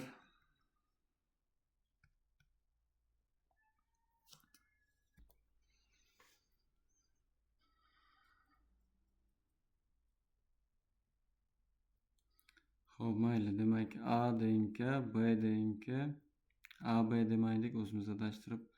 1-DNK, 2-DNK, 3-DNK, 4-DNK. Xo'p, endi e'tibor beraylik. Bo'lak vodorod bog'lar va fosfodifir bog'lar farqi nisbati mos ravishda 0,5, 0,6 nisbatda. 3-DNKda adenin nukleotidlar soni 117 ta. 1-DNKda timinlar 10%. Xo'p, timinlar 10%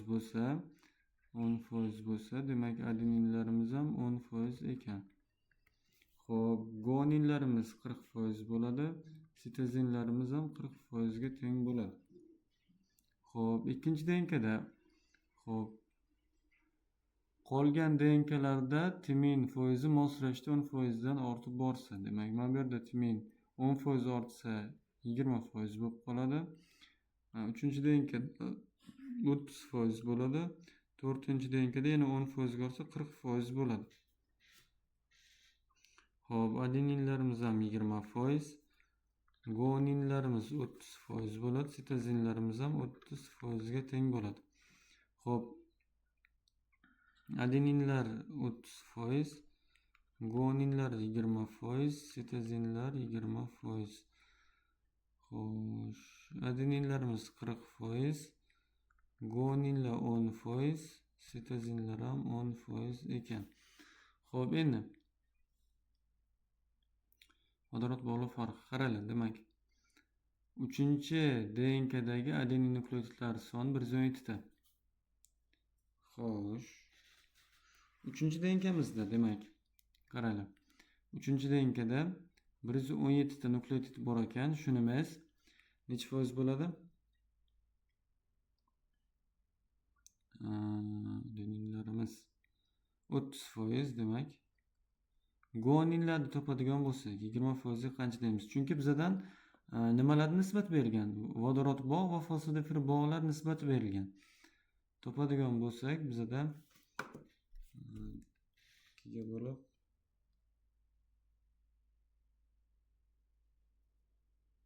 ko'paytiramiz, 20 bo'lamiz 30 deydigan bo'lsa 78 kelib chiqar ekan.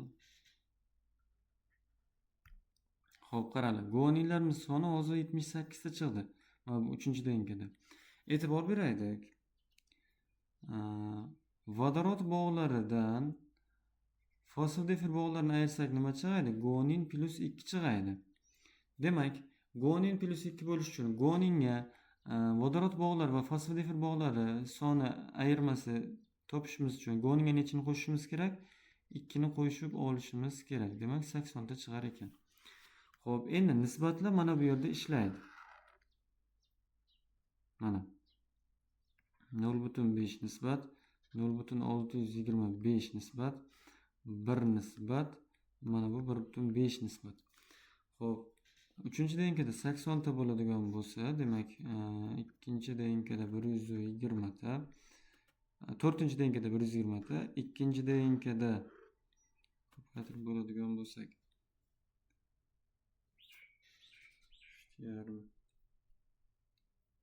50 ta. Xo'sh, 1-DNKda bu son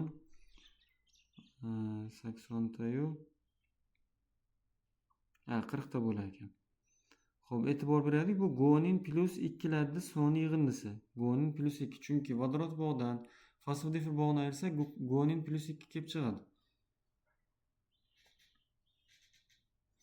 Bunaqa narsada mana vodorod bog'dan nukleotid ayirsak, guaninlar soni kelib chiqadi-ku. Endi shundan 2 ni ayiradigan bo'lsak, guaninlarga 2 qo'shishimiz kerak.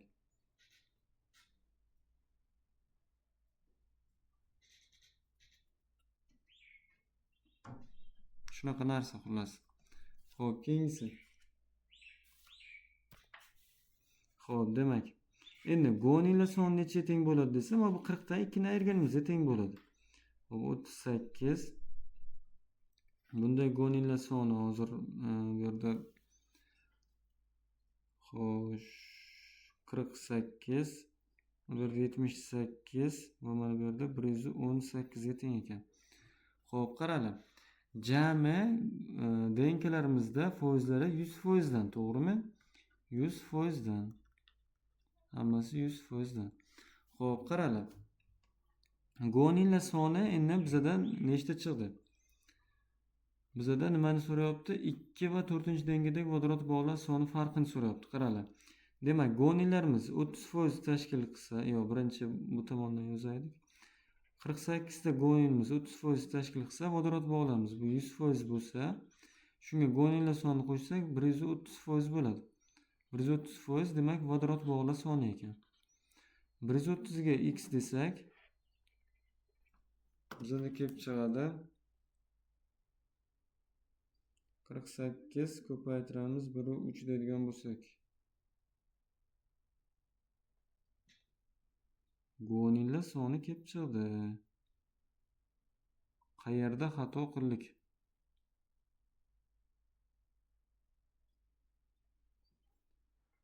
Xo'sh. Bo'lamiz 30. 48 ko'paytiramiz 130 bo'lamiz 30 ga to'g'ridan to'g'ri qiladi. 208 ta ekan. 208 ta. 208 ta vodorod bog', H bog'. Chunki 130% ga nisbatan oldik. 4-denkada guaninlarimiz soni 10%, 118 tamiz 10% bo'lsa, 110% ga qancha deymiz? Chunki mana bu 100% beradi. Jam nukleotidimiz, bunga jam nukleotidga guaninlar foizini qo'shadigan bo'lsak, 110 vodorod bog'lar soni ekan. Xo'p. 110 ko'paytiramiz 118 bo'lamiz 10 ga. 1298 degan javob kelib chiqar ekan. Bu ham 4-denkadagi H bog'lar soni. Qaranglar, 2 ni ham topsa bo'ladi, 3 bilan 1 ni ham topsa bo'ladi bemalol. Endi shularning bir-biridan farqi aytilgan. 1298 minus 208 da ayiradigan bo'lsak, 1090 degan javob chiqar ekan. Demak, 1090 degan javobimiz to'g'ri. Ozgina chalkashda kuyilishi mumkin. 5-6 martalab ko'ringlar. Bo'lmasa tushunmaysizlar. 4-dengi bo'lak 77-masala. 4-dengi bo'lak o'rganildi. 1-denkada guaninlar 80 ta, 2-denkada vodorod bog'lar soni 600 ta. 600 ta. Guanin umumiy nukleotidlarning 20% tashkil qiladi. Xo'sh, 3-denkada adenin nukleotidlar soni 180 ta, 4-denkada guanin nukleotidlari 180 taga kam.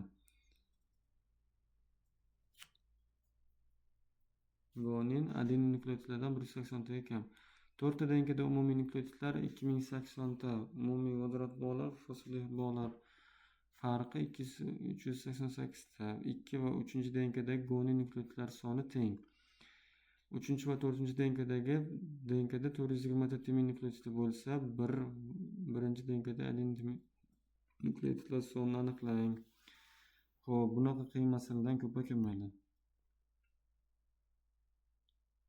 Bu qiyin emas. Ko'r bir-biriga nisbatda yozildi. Bu ham qiyin emas. Bu ham unchalik qiyin emas. Hop, bitta qiyin masala qolibdi-da bizaga. Hay, Xudo xolasa javobini chiqarishga harakat qilamiz. Xo'p, e'tibor beraylik o'quvchilar. Demak, buni video yechimini alohida tashlab beraman, chunki juda ko'p vaqt ketib qoladi. Ungacha mana bu 1 2 3 ta masalani ishlab tugatamiz-da. Buni alohida tashlab beraman. Ozgina vaqtim kamroq edi, demak 81-masalani boshlaymiz. Ma'lum bir DNK fragmenti mutatsiyaga uchrash natijasida adenin timin juftligi 8 dan 1 qismi, guanin sitozin juftligi 6 dan 1 qismi yo'qoldi. Natijada nukleotidlar soni 100 taga, vodorod bog'lar soni 130 taga kamaygan bo'lsa, dastlabki DNKdagi sitozin nukleotidlar sonini aniqlang deyapti. Xo'p. Adeninlar sonini x deb oladigan bo'lsam, timinlar sonini ham x deb olamiz. Sitozin, guaninlar sonini y desak, sitozinlarni ham y deb olamiz. Jam nukleotidlarimiz hozir bu yerda 2x plus 2y. Xo'p, endi adenin timin juftligi 100 taga kamaygan.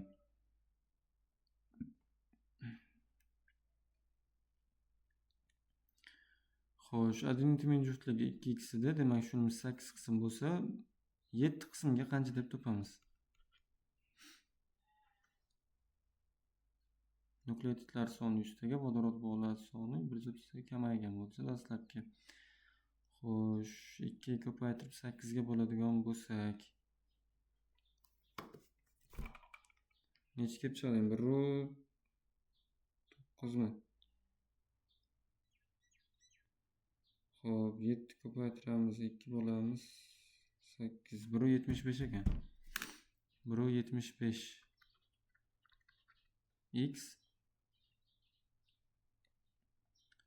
Demak, 8 dan 1 qismi guanin sitozinlarda 2y minus 6 qism bo'lsa, 5 qismiga qancha deb topamiz? 5 ga ko'paytirsak, demak 10 bo'ladi. 16 ga bo'ladigan bo'lsak, son chiqmaydi. 1.666y ekan.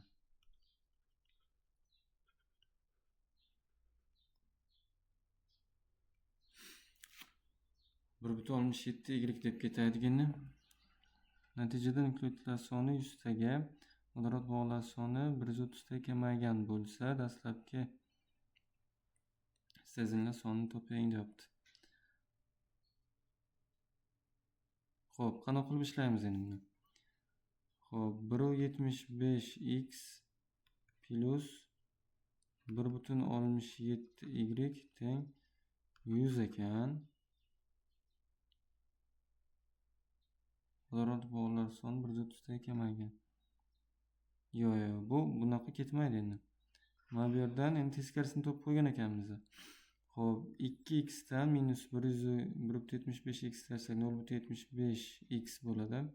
0.75x plus, xo'sh, 2y dan ayirsak 1.67y da, xo'p, 0.334 y kelib chiqadi. Demak, 0.334 y.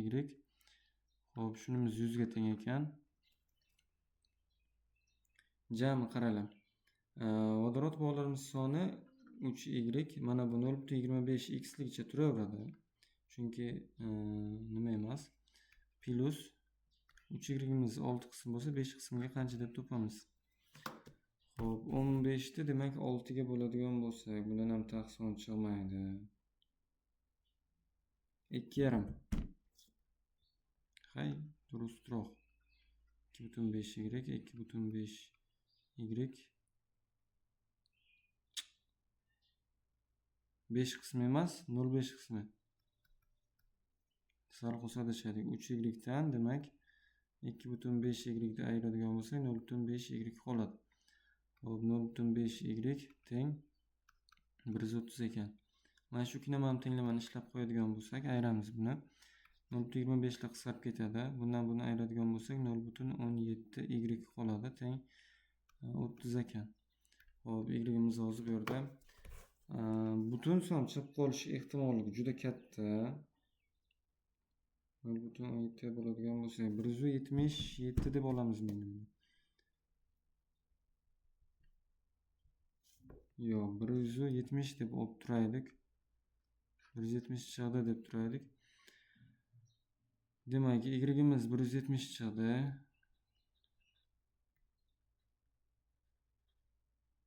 Xo'p, x'imiz necha chiqadi? 170 da ko'paytirsam 0.33 ga.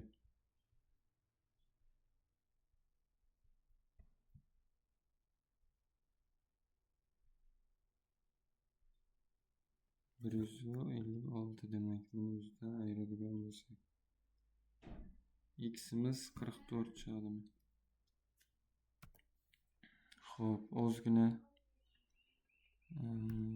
mana bu taqriban kichik sonli olib ketganimiz uchun javob chiqmadi menimcha. To'g'ridan to'g'ri chiqishi kerak edi. 170 degan son yo'q bu javobda. Nima qilamiz endi desa? Boshqacharoq qilib olamiz. Xo'p. 8 qismi buradan 6 qismi yo'qolgan deyapti. Xo'p, yo'qolgan qismlarda x va y deb oladigan bo'lsak. Xo'p, x y qo'shsak, demak 100 kelib chiqishi kerak. Endi vodorod bog'lar kamaygani x plus y ni 1,5 ga ko'paytirsak 1,5 y bo'ladi. Teng 130 ekan. Xo'sh, ayiradigan bo'lsak x qisqarib ketadi. 0,5 y teng 30 y teng bizada 60 chiqar ekan. Endi e'tibor beraylik. Dastlabki DNKdagi sitezin nukleotidlar soni deyapti. Y bizaga hozir 60 chiqdi. 60 chiqdi. Xo'p, mana bu yo'qolgan qism. O'sha yo'qolgan qism. Xo'p, 6 qismga qancha deb topadigan bo'lsak. Yo, 6 qismga emas, 3 qismga deb topamiz-da endi. 3 ga ko'paytirsa 180 chiqar ekan guaninda soni. Mana. Xo'p, kichik sonlar bilan ishlaganda anchagina chiqmaydi. 3 qayerdan keldi degan savol tug'ilishi mumkin. Guanin bilan sitozinlar soni ikkalasi 6 edi. Xo'p, shuni noldan yozaylik, tushunmay qolishlari mumkin. 6 qismiga, ya'ni hammasiga qancha desak, 360 kelib chiqadi. Bizda faqat bu guanin bilan sitozin juftligi. Shuni 2 ga bo'ladigan bo'lsak, 180 kelib chiqadi keyin guaninda soni. Mana. Xo'p, 85 birinchi zanjir simon DNK 3 xil ferment bilan.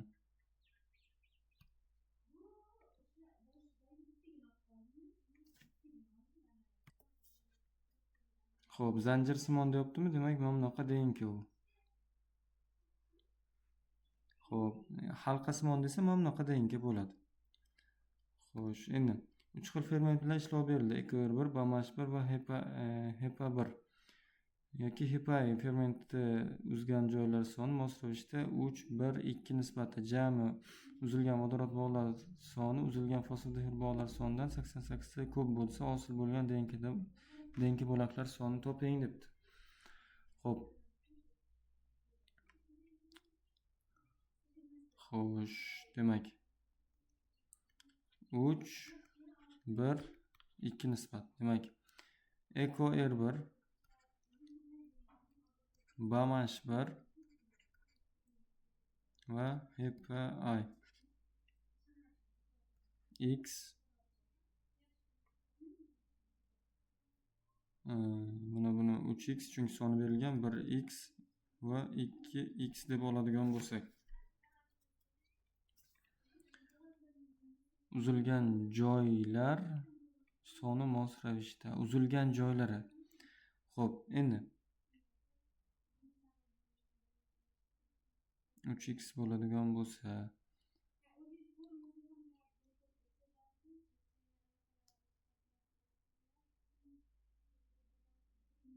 bo'laklar sonini aniqlang deyapti. Xo'p, qaranglar, demak EKR1 bir marta kesgan payt 8 ta vodorod bog' kesadi. 8 ta vodorod bog' kesadi. Demak, 3x ni 8 ga ko'paytiradigan bo'lsak 24x. Xo'p, BAMH1 niki. bir marta kesdi demak 10 ta vodorod bog'i kesadi. Demak 10x hepa hech qanaqa vodorod bog'i kesmaydi. Xo'p, va bitta bizga zo'r tomoni bor. 24x plus 10x.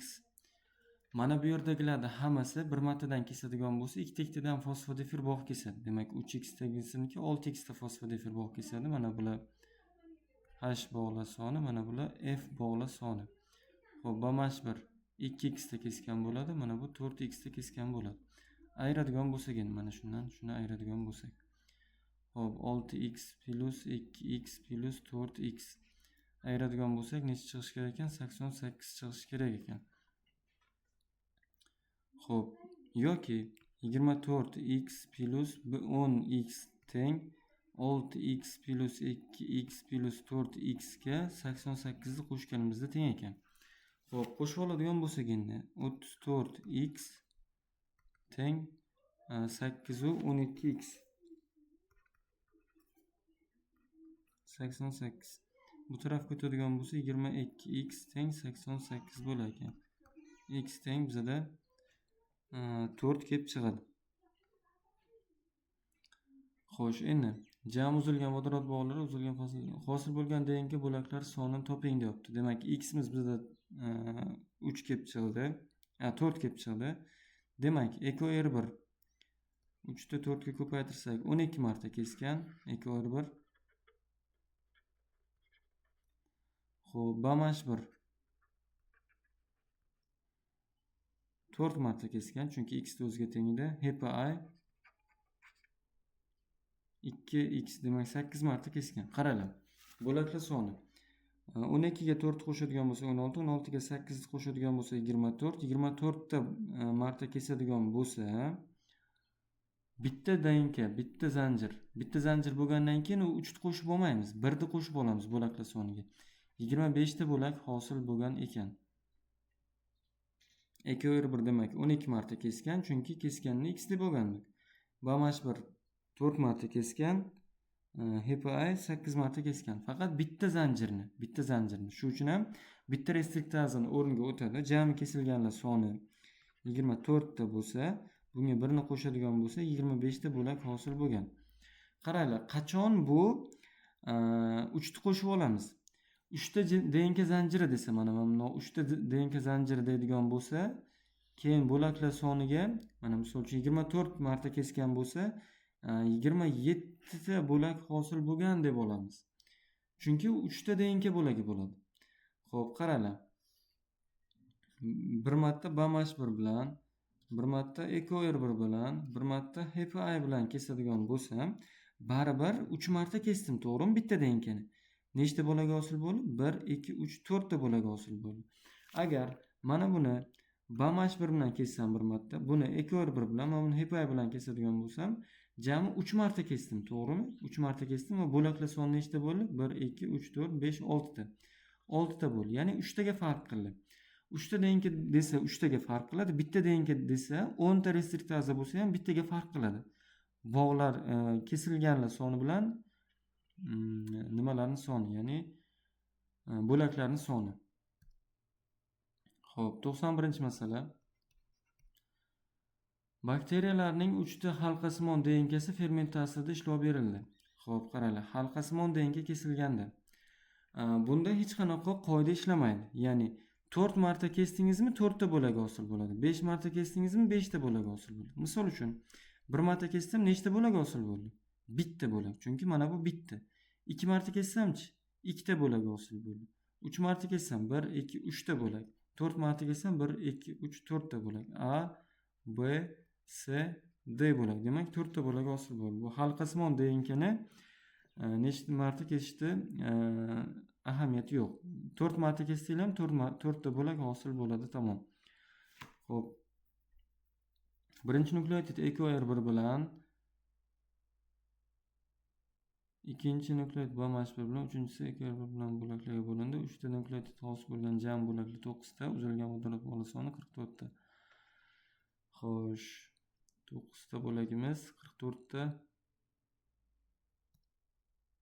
Ikkinchi DNKda 2 joydan uzilgan bo'lsa, EcoR1 uzgan umumiy bog'lar sonini aniqlang debdi. B-1 ikkinchi imperativda 2 joydan o'zgan ekan. Demak, 44 ta bo'ladigan bo'lsa, B-1 bir marta kesganda 8 ta bog' kesadi. B-1 10 ta bog' kesadi. 2 marta kesganda demak 20 ta bog' kesadi. Xo'p, 44 dan -20 ni ayiradigan bo'lsak, 24 qoladi. Umumiy bog'lar soni deyapti faqat bu yerda. 2/1 uzgan umumiy bog'lar sonini aniqlang.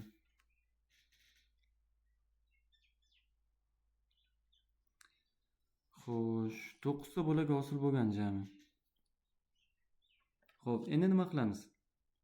Vodorod bog'lar soni 24 ta bo'ladigan bo'lsa, bitta 2/1 kesgan payt 8 ta vodorod bog' kesadi.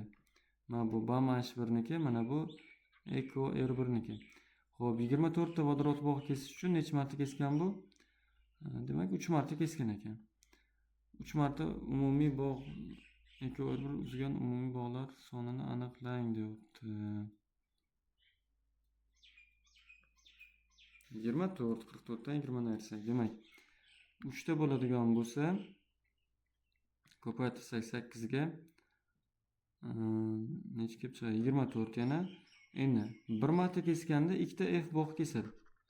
6 marta, 3 marta kesganda demak 6 ta F bog' kesadi. 6 ga 24 ga 6 ni qo'shadigan bo'lsak, 30 ta F bog' kesilgan, jami bog' kesilgan ekan. F emas, jami bog'. Xo'p, hayrat oxiriga yetib keldik. Demak, yana chamaganlarini ko'ramiz dars davomida. 77-masalani yechimini qilib tashlab beraman. Hozir vaqtim kamroq edi.